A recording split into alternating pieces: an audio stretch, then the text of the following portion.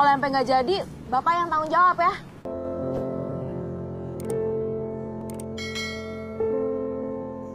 Savannah, will you marry me? Kisah dimulai. Selvi seorang desainer cantik yang ingin segera menikah. Dan ini adalah pacarnya, Dion. Seorang kostumer datang ke butiknya Selvi, melihat baju-baju koleksinya, dan ingin membeli namun dengan warna yang berbeda. Selvi menerima telepon dari Dion dan mengajaknya untuk ketemuan. Kostumer itu merasa diacuhkan sambil berkata, "Niat jualan gak sih?" Dan kemudian dia pun langsung pergi. Kamu nih niat jualan gak sih? Selvi bergegas untuk menemui Dion. Di mobil dia mencoba menghubungi, namun teleponnya tidak diangkat. Selvi hanya mengirimkan pesan meminta maaf agar Dion jangan marah dan dia akan segera sampai. Dion membalas dengan mengirimkan foto cincin untuk lamaran. Menjadi panik dan ingin cepat sampai. Perjalanan ini terasa sangat lama. Apalagi pas di lampu merah seorang pengamen berjoget-joget di depan mobilnya dengan gaya yang sangat mengocok perut. Selvi kesal melihatnya. Dia pun membunyikan klakson sehingga membuat pengamen itu terkejut. Pengamen itu marah mengatai Selvi dengan kata "Jablay". Sablay! Ngapain nutupin mobil gue? Kemudian Selvi bergegas tancap gas. Polisi mengikutinya. Ternyata dia menerobos lampu merah. Pak polisi menghentikan mobilnya, meminta SIM dan STNK. Dengan senyuman, Selvi mengeluarkan tangan sambil mengatakan, "Damai aja ya Pak, kan Bapak polisi baik dan sabar." Pak polisi tetap meminta SIM dan STNK. Selvi pun langsung berubah dengan wajah memelas. "Saya akan dilamar Pak, nanti kalau nggak jadi Bapak yang tanggung jawab ya." Dengan senyum-senyum Pak polisi itu pun setuju. "Oke lah, aku tanggung jawab. Aku rela kok. Mana udah duda pula." Ini aku tanggung jawab, aku rela kok. Mendengar itu, Selvi langsung memberikan STNK dan SIM-nya dan meminta agar Pak polisi cepat-cepat. Tapi Selvi kembali kesal. Dia pengen cepat dan kini malah ban mobilnya yang kempes. Selvi pun akan pergi tanpa membawa mobilnya, menyerahkan kepada Pak polisi. Terserah mau diapakan mobilnya. Dan yang bikin lucu, Selvi meminta berfoto dulu agar nanti gampang untuk mencari Pak polisinya. Dia langsung pergi menaiki taksi. Lagi-lagi aksi lucunya pun terjadi. Di mobil itu supirnya adalah aktor ganteng Reza Rahardian yang lagi syuting sebuah film. Selvi tidak tahu itu. Dia meminta agar diantarkan sambil mengatakan, "Mirip ya, tapi beda nasib." Dan sesaat kemudian Selvi menjadi malu setelah sadar kalau itu mobil dalam proses syuting film. Setelah keluar dari mobil, Selvi pun langsung berniat menaiki ojek, minta diantar ke Jalan Pemuda. Bapak itu sedikit merayunya, kemudian istrinya datang. Terjadi kesalahpahaman. Dia menuduh Selvi menggoda suaminya. Tentu saja Selvi tidak terima. Dia langsung pergi menaiki ojek lain, meninggalkan Pak Sutri itu. Dion kembali ke kantornya. Dia seorang pemilik manajemen artis.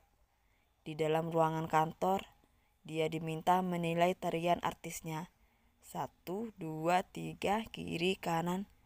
"Iya bagus," ungkap Dion. Kemudian dia pergi. Lihat dulu ya, please ya. Tante Sinta datang. Tante Sinta adalah saudara papanya Dion. Beliaulah yang membantu Dion mengurusi perusahaan.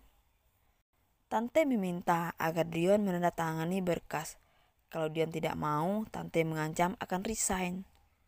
"Baik," jawab Dion. "Kalau itu yang Tante mau." Tante langsung menjawer telinga Dion sambil berkata, kalau dia telah bertahun-tahun membantunya di perusahaan. Dari perusahaan ini nol sampai sekarang telah sukses. Tante rela tidak menikah. Dan sambil menangis Tante berucap, "Tante hanya mengatakan saja mau resign. Itu hanya perkataan saja.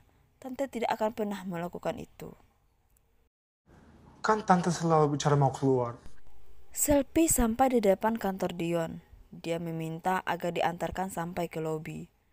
Sang driver ojol tidak mau karena tidak dibolehkan, tapi Selfie memaksa mengatakan kalau dia punya kuasa di perusahaan ini. Motor pun melaju, Selfie turun dan memberi salam perpisahan. Dan benar saja sopir ojol itu pun ditoyor oleh satpam-satpam. Selfie masuk ke lift yang telah penuh dan alarm lift pun berbunyi. Dia hanya cuek tidak mau keluar. Dan seorang pemuda mengalah namun lift tetap berbunyi. Selfie melihat ke arah seorang wanita yang wajahnya sedikit menyeramkan. Akhirnya dia pun memutuskan keluar. Dia menunggu di luar bersama Raka. Yang Selfie tidak tahu ternyata Raka adalah karyawan dari Dion. Kemudian masuk dan hanya berdua. Tiba-tiba lift mati, Selfie panik. Memencet-mencet tombol lift, meminta agar Raka berusaha minta bantuan. Tapi dengan wajah lucunya, malah menyarankan sambil membaca panduan agar Selfie tenang dan berdoa. Karena tadi Selfie sudah berusaha dengan berteriak, jadi dia hanya mengimbanginya dengan berdoa. Selfie hanya geleng-geleng mendengar jawabannya itu. Usaha dan doa seimbang jadinya. Grup band The Bokis datang ke kantor Dion, meminta agar dibuatkan album sambil berkata kalau grup band mereka telah dikontrak seumur hidup oleh almarhum papanya Dion. Dion hanya menjawab, ya sambil mencari cara untuk pergi. Kembali ke lift, Selfie merasa gerah dan membuka blazernya. Sambil sedikit melompat karena kepanasan. Raka yang melihat langsung mengucapkan, "Astagfirullahaladzim mbak, aurat mbak. Gak boleh, nanti mbak masuk neraka loh." "Emang lo udah pernah ke neraka?" sambar Selfie. Belum juga ada pertolongan. Raka meminta agar Selfie berdoa kepada Allah. Semoga diselamatkan. Raka pun memberi ceramah agama yang kemudian ada getaran lift dan membuat Selfie makin panik.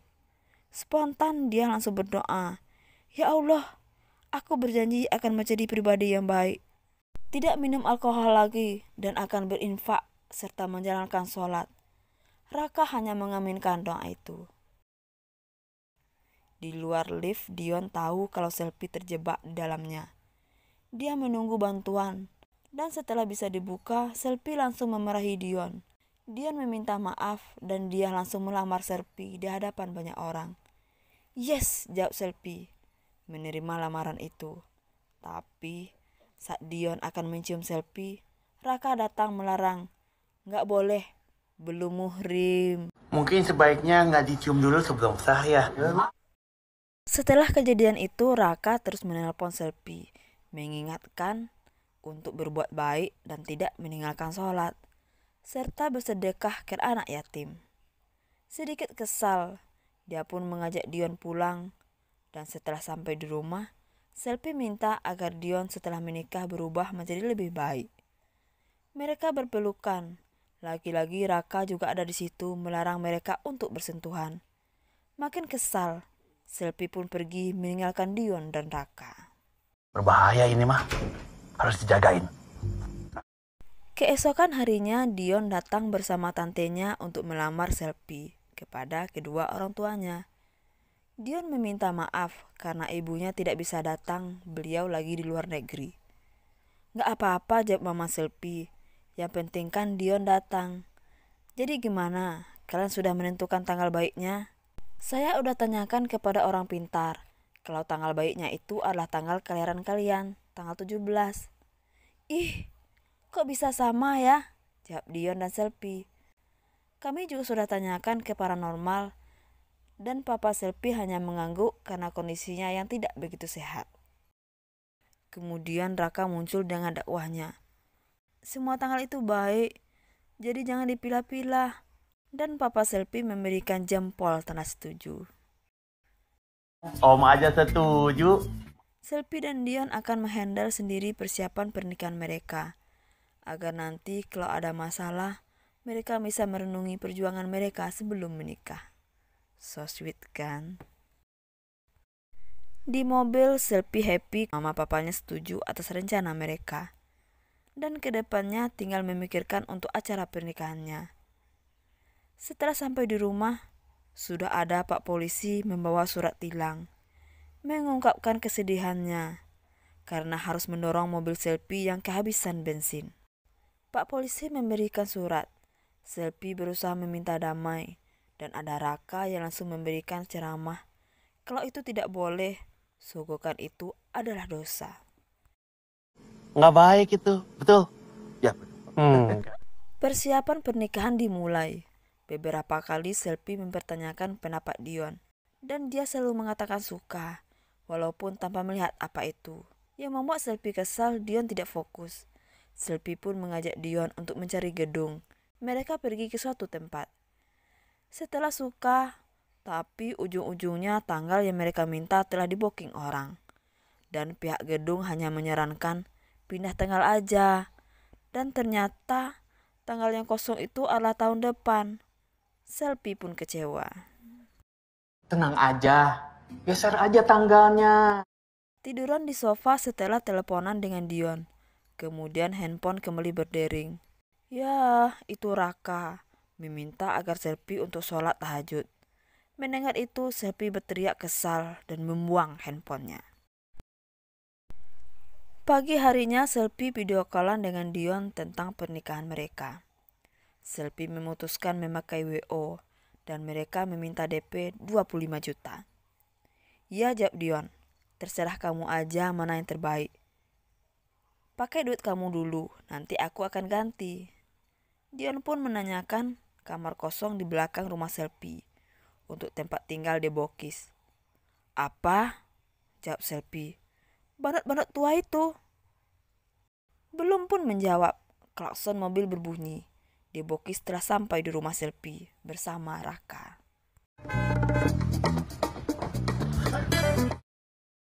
Selfie akan pergi. Raka datang akan ikut kemanapun dia pergi, karena telah mendapatkan amanat dari Dion. Setelah masuk mobil, bukannya dibawa ikut. Selfie meninggalkan Raka. Raka ternyata menyusul mengikuti Selfie menemui WO. WO mulai bersilat lidah mengatakan, maaf, karena ternyata di tanggal 17 sudah ada orang lain yang akan menikah. Tapi mereka bisa mengurus semua itu, tergantung dari DP yang dibayarkan. Kemudian datang sepasang calon pengantin yang meminta tanggal yang sama, dan mereka akan membayar lebih, yaitu 30 juta. Selfie menaikkan DP-nya semakin tinggi, yaitu 75 juta. Raka mencoba meminta agar Selfie memperbincangkan itu kepada Dion, tapi Selfie menolak dan tetap memakai jasa WO tersebut. 75 juta saya bayar sekarang juga. Beberapa saat kemudian, masih di tempat yang sama, Selfie melihat dan mendengar WO tersebut berdebat dengan calon pengantin lainnya. Ternyata mereka adalah penipu. Selfie mencoba mengejar mereka, namun mereka kabur. Kemudian Selfie ke kantor polisi bersama temannya, melaporkan kasus penipuan yang baru dia alami. Pak polisinya sama, Pak Sabar Ikhlas. Melihat Selfie, Pak polisi itu curhat. Karena kejadian tilang itu, dia sekarang diskor dan menjadi juru ketik. Mbaknya ini. Raka datang menemui Selfie memberikan simpatinya atas musibah yang baru diterimanya. Tetapi Selfie malah langsung meminta agar Raka tidak berceramah. Dia sudah banyak mendengarkan dari kemarin, dan dia sudah melaksanakan nazarnya. Tapi Selfie hanya diam saat Raka menanyakan, ikhlas enggak? Kemudian Raka memberikan solusi tempat pernikahan untuk Selfie dan Dion. Mereka pun pergi, walaupun sebelumnya mereka tetap berdebat tentang tempat duduk di mobil. Setelah sampai, ternyata gedung itu adalah aula serbaguna sebuah masjid, yang membuat Selfie tidak senang dan pergi meninggalkan Raka. Tapi di jalan Selfie menabrak tukang cilok yang membuat dia harus ganti rugi. Dan lagi-lagi Selfie apes. Tasnya dicuri orang. Dia pun langsung melapor ke kantor polisi. Oh, lagi-lagi polisi yang sama yang membuat Selfie batal melaporkan kehilangannya. Teteh tuh sudah mengganggu ketentripan, kenyamanan. Pada saat tidur, Selfie ditelepon. Dia kemudian pergi ke butiknya. Di sana berantakan. Dia sangat bersedih, semua dibawa kabur oleh perampok. Kemudian Raka pun datang, yang membuat Selfie semakin marah, meminta agar dia tidak lagi berkhotbah. Dia sudah bosan mendengarkan semua ceramah itu. Raka menjawab kalau dia hanya mengingatkan tentang nazarnya. Apakah sudah dijalankan? Karena nazar itu adalah hutang, jadi jangan sampai lupa. Dia pun kemudian pergi, meninggalkan Selfie yang menangis. Pulang ke rumah dengan banyak kekecewaan, Selfie melihat Raka ketiduran di kursi. Setelah dibangunkan, Raka pamit untuk pergi, dan Debokis pun sudah duluan untuk latihan. Raka pun meminta maaf karena telah menyusahkan Selfie. Raka akan pergi, Selfie menghentikan langkahnya, menanyakan kapan Raka akan menemaninya ke panti asuhan. Dan Selfie pun meminta ikut untuk melihat Debokis manggung. Dia juga ingin Raka yang menyetir mobil. Kamu katanya pengen nganterin saya ke panti asuhan. Sambil mendengarkan lagu yang dinyanyikan Debokis, Selfie merenung kembali saat-saat Raka mengajarinya tentang iman. Kita harus berdoa dan meminta kepada Allah, tapi tidak semua langsung dikabulkan. Karena kadang Allah juga menguji keimanan kita sebelum doa kita dikabulkan. Setelah pulang dan sampai di rumah, Selfie pun langsung sholat. Dan keesokan harinya, dia ke panti asuhan berbagi dengan anak-anak yang ada di sana. Ama janji akan menjadi pribadi yang lebih baik lagi. Dion kembali ke Indonesia. Dia berterima kasih kepada Raka untuk albumnya Debokis. Banyak yang menyukainya. Dan kini Debokis telah memiliki fansnya sendiri. Dion bingung dengan gedung pernikahannya yang belum dia dapatkan. Tapi Raka mengatakan kalau gedungnya sudah ada. Mungkin Mbak Selfie ingin kasih surprise. Dion mencari-cari Selfie di tengah banyaknya anak-anak yang lagi bersolawat. Dan kemudian Raka memanggil, "Teh Selfie." Dan Dion pun terkejut melihat penampilan baru Selfie yang berhijab. Dan Selfie pun mengatakan kalau pernikahannya akan dilaksanakan di masjid secara islami. Dion tidak setuju. Dia tidak suka dengan semua perubahan, baik itu Selfie ataupun rencana pernikahan mereka. Dion meminta agar Selfie kembali seperti dulu, kalau dia menginginkan pernikahan ini dilanjutkan. Dion pun pergi. Dia menyalahkan Raka atas perubahan Selfie. Dan dia pun memencet Raka. Tapi bukannya sedih, Raka malah senang. Karena memang dia ingin berhenti bekerja. Raka kemudian menemui Selfie, meminta maaf dan Selfie pun meminta untuk ditinggalkan sendiri. Mulai sekarang, kamu dipecat. Dion di mobil terkenang kembali momen-momen bahagia dia bersama Selfie. Dan dia memutuskan untuk kembali menemui Selfie, membawa bunga, serta menerima semua keputusan Selfie. Tapi Dion meminta agar nanti setelah menikah, Selfie harus mengikuti semua perkataannya, karena seorang suami adalah imut. Anak-anak tertawa mendengarkan itu. Dion salah berucap, bukannya imut, tapi imam, ucap Raka. Dion mendekat memegang tangan Selfie. Seperti biasa, Raka pasti menghalanginya, karena belum waktunya. Sabar dulu, tunggu setelah tanggal 17. Insya Allah, sah. Ya Allah. Sah.